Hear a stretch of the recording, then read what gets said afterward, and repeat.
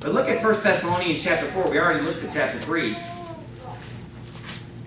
It says this in verse number 13, "But I would not have you to be ignorant, brethren, concerning them which are asleep, that ye sorrow not, even as others which have no hope.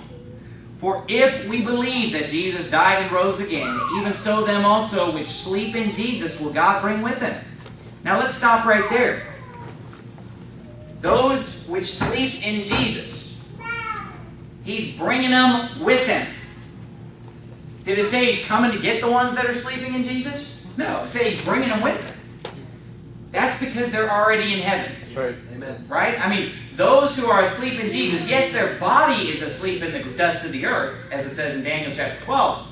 But they're already in heaven. Their souls are already in heaven. To be absent from the body is to be present with the Lord. I mean, they're up there in heaven. Paul said, "I desire to depart to be with Christ," which is far better. And so, he's bringing them with him from heaven, right? But look what it says here. He said, "Them which are asleep in Jesus will God bring with him. For this we say unto you by the word of the Lord, that we which are alive and remain unto the coming of the Lord shall not prevent them which are asleep. For the Lord himself shall descend from heaven with a shout, with the voice of the archangel, and the trump of God, and the dead in Christ shall rise first." That's talking about their body, right? He's bringing them with him in the soul, and then the body's going to be resurrected, and they're going to meet the Lord in the air, right? But hold on a second here. There's so much here that we have to see. He said here, "We which are alive and remain," look down at verse 15, "unto the," what? "The coming of the Lord." Now, I don't think that there is a preacher in America.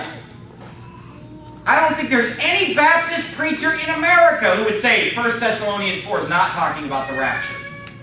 Every preacher in America will agree that 1 Thessalonians 4 is talking about the rapture. This is the most famous rapture passage in the Bible.